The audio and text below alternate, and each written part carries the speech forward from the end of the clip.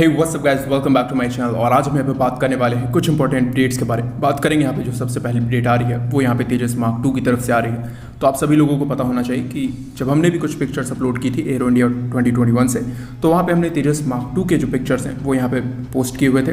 तो तेजस मार्क 2 के पिक्चर्स में जो रिफिलिंग प्रोब है वो यहाँ पे रिट्रैक्टेबल नहीं था, लेकिन वहाँ पे जो बातचीत हुई थी वहाँ पे ये पता चला था कि जो प्रोब है वो आने वाले समय में रिट्रैक्टेबल होगा। लेकिन जो प्री प्रोडक्शन यूनिट्स बनाए जा रहे हैं, यानी कि 5 प्री प्रोडक्शन यूनिट्स बनाए जाएंगे, उसमें से कुछ यूनिट्स जो होंगे वो यहाँ पे फिक्स प्रोब के साथ आएंगे। अगर आप लोगों को नहीं पता है प्रोब क्या होता है, ये यहाँ पे रिफ्यूलिंग के लिए यूज़ किया जाता है। और अगर आपके पास यहाँ जो प्रोब है अगर वो यहाँ पे फिक्स्ड है तो इसकी वजह से जो ड्रैग है वो जनरेट होगा, यानी कि जो आपका एयरक्राफ्ट है फ्लाई करते समय जो थोड़ा बहुत जो ड्रैग है उसका यहाँ पे उसको सामना करना पड़ेगा। तो इस वजह से जो तेजस मार्क 1 है और तेजस मार्क 1A है उसमें यहाँ पे क्योंकि उतना बड़ा साइज़ नहीं है एयरक्राफ्ट का, इस वजह से यहाँ पे जो प्रोब है वो यहाँ पे फिक्स लगाए जा रहे हैं। साथ ही साथ जो तेजस मार्क 2 है उसका साइज़ थोड़ा बड़ा है और यहाँ पे जो प्रोब है वो यहाँ पे रिट्रैक्टेबल लगाया जा सकता है। तो इसका जो काम है ये कोबैम लिमिटेड यानी कि ब्रिटिश एरोस्पेस मैन्युफैक्चरिंग कंपनी को दिया गया था। उन्होंने ये जो काम है अब शुरू कर दिया है और जो HL के जो भी टेस्ट थे यानी कि फुल डिज़ाइन क्वालिफिकेशन सर्टिफिकेशन इन सभी चीज़ों को पास करते हुए उन्होंने ये जो काम है ये इंडिया में अब शुरू कर दिया है। पॉसिबल है कि जो प्री प्रोडक्शन यूनिट्स बनाए जा रहे हैं आज के समय में, जो कि 2 यूनिट्स बनाए जा रहे हैं, हो सकता है कि उसमें भी जो रिफ्यूलिंग प्रोब लगाए जाएंगे वो यहाँ पे रिट्रैक्टेबल होने वाले हैं। साथ ही साथ जो एक मिस इन्फॉर्मेशन है वो भी यहाँ पे निकल के आ रहा है। ये जो मिस इन्फॉर्मेशन है ये यूट्यूब चैनल्स, साथ ही साथ ट्विटर हैंडल्स और यहाँ तक कि कुछ वेबसाइट्स पे भी ये मिस इन्फॉर्मेशन स्प्रेड हो चुका है कि तेजस का जो प्रोडक्शन है वो 2028 या 29 में शुरू होने वाला है। लेकिन यहाँ ये सारी चीज़ें जो है वो गलत है। जो तेजस का जो प्रोडक्शन है वो 2025 और 26 के बीच में पूरी तरीके से शुरू हो जाएगा। हालांकि हो सकता है कि अगर यहाँ पे टेस्टिंग में कुछ डिलेज आती हैं तो हो सकता है कि ये चीज़ें 2027 में शिफ्ट हो जाएं।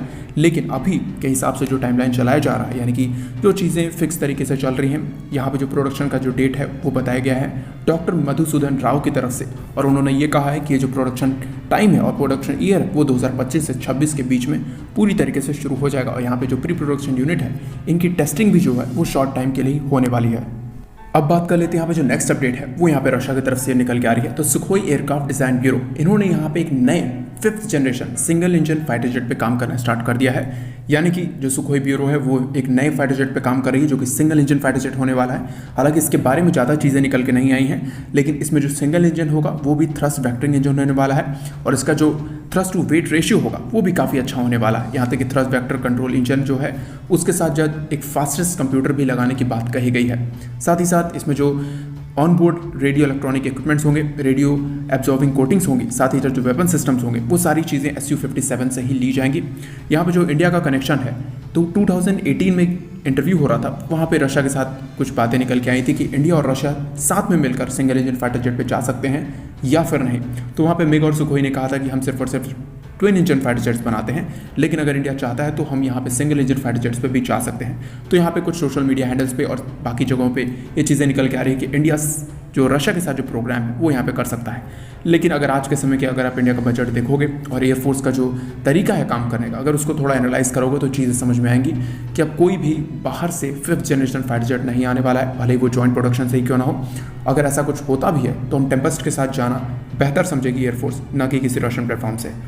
अब बात कर लेते हैं यहाँ पे जो नेक्स्ट अपडेट है वो यहाँ पे LAC की तरफ से आ रही है। तो आप सभी लोगों को याद होगा कि LAC पे जब स्टैंड ऑफ चल रहा था तो हमारी फोर्सेस को स्पेशल पावर्स दी गई थी कि एक्स्ट्रा इक्विपमेंट जो है वो अपनी बजट के अंदर खरीद सकते हैं। तो यहाँ पे इंडियन एयरफोर्स ने 4 हेरॉन ड्रोन जो हैं उसको यहाँ पे प्रोक्योर किया हुआ था। ये जो ड्रोन्स थे इनमें एक्स्ट्रा जैमिंग कैपेबिलिटी थी, एनहेंस्ड जो सेंसर्स हैं वो लगाए जा सकते थे। साथ ही साथ यहाँ पे ऑप्शन था कि आप वेपन्स को भी यहाँ पे कैरी कर सकते हो। तो 4 जो ऐसे ड्रोन्स हैं वो यहाँ पे लीज दिए गए थे।